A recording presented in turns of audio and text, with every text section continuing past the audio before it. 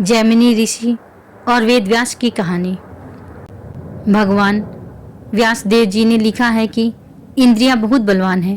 एक विद्वान पुरुष को भी अपनी माता, बहन या बेटी के साथ अकेले नहीं रहना चाहिए, अन्यथा वह उनके प्रति आकर्षित हो सकता है। इस पर उनके शिष्य जैमिनी जी खड़े हुए और उन्होंने कहा, प्रभु, यह बात तो समझ में नहीं आई कि शास्त्रों के ज्ञाता विद्वान को भी इंद्रियां कैसे खींच सकती हैं। जैमिनी जी वेदों के बहुत बड़े विद्वान थे। उनके प्रश्न का उत्तर दिए बिना व्यास जी ने कहा, मुझे कुछ दिनों के लिए बद्रीनाथ जाना है।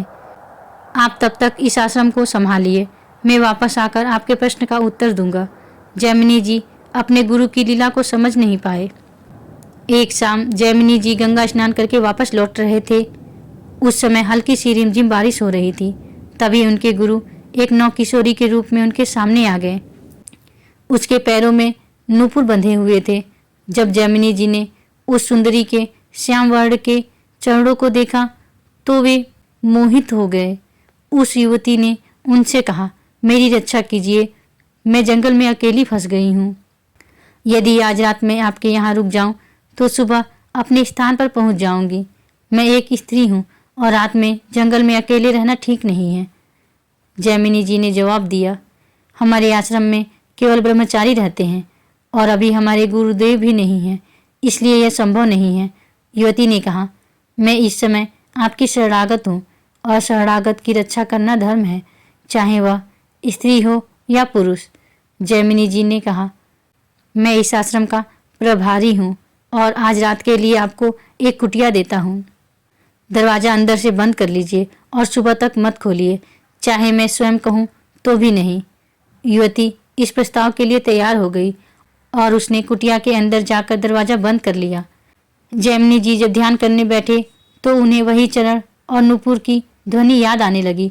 वे बार बार ध्यान केंद्रित करने की कोशिश कर रहे थे, लेकिन उनका मन विचलित हो गया।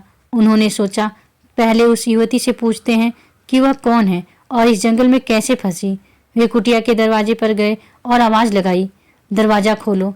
अंदर से जवाब आया, जैमिनी ऋषि ने कहा था कि चाहे वे भी कहें तो भी दरवाज़ा मत खोलना। जैमिनी जी ने कहा, मैं ही जैमिनी हूँ, उसने जवाब दिया। जैमिनी ऋषि ने कहा था कि यदि वे कहें तब भी दरवाज़ा नहीं खोलना। फिर जैमिनी जी ने कुटिया की छत हटाई और अंदर कूद गए। जब उन्होंने उस युवती का श्याम रूप देखा तो वे पूरी तरह से आसक्त हो गए। युवती ने मधुर आवाज में पूछा, प्रभु, कैसे आगमन हुआ? उनकी इंद्रियां, मन और बुद्धि पूरी तरह से उस पर केंद्रित हो गई। जैमिनी जी ने उससे कहा, क्या तुम मुझे अपने पति के रूप में स्वीकार करोगी? युवती ने उत्तर दिया, आप जैसे ऋषि के लिए मेरे प्राण हाजिर हैं, लेकिन एक प्रथा है जिसे आपको निभाना होगा। आपको मंदिर तक मुंह काला करके और मुझे पीठ पर बिठाकर ले जाना होगा। जैमिनी जी ने सोचा, रात्रि का समय है, कोई नहीं देखेगा। उन्होंने मुंह काला किया और युवती को पीठ पर बिठाकर मंदिर की ओर चल दिए। युवती बीच बीच में उन्हें थप्पड़ मार रही थी। उन्होंने सोचा, विवाह की बात है, सहन कर लेते हैं। जब मंदिर के पास पहुंचे तो उसने उन्हें जोर से थप्पड़ मारा। जैमिनी जी ने पीछे मुड़कर देखा तो सामने उनके गुरुदेव व्यासदेव जी खड़े थे। व्यासदेव जी ने कहा, अब समझ में आया कि इंद्रियां एक विद्वान को भी कैसे गिरा सकती हैं। जैमिनी जी ने सिर झुकाकर उत्तर दिया, हाँ गुरुदेव। नारी नयन सर जाहि न लागा, घोर क्रोधतम निशी जो जागा, लोभ पास जहि गर न बधाया, सो नर तुम समान रघुराया, यह गुण साधन ते नहीं होई, तुम्हारी कृपा पाव कोई कोई। कौन ऐसा है जो नारी के नयनों के बाड़ों से बच सकता है? केवल वही जो हर किसी में प्रभु को देखता है।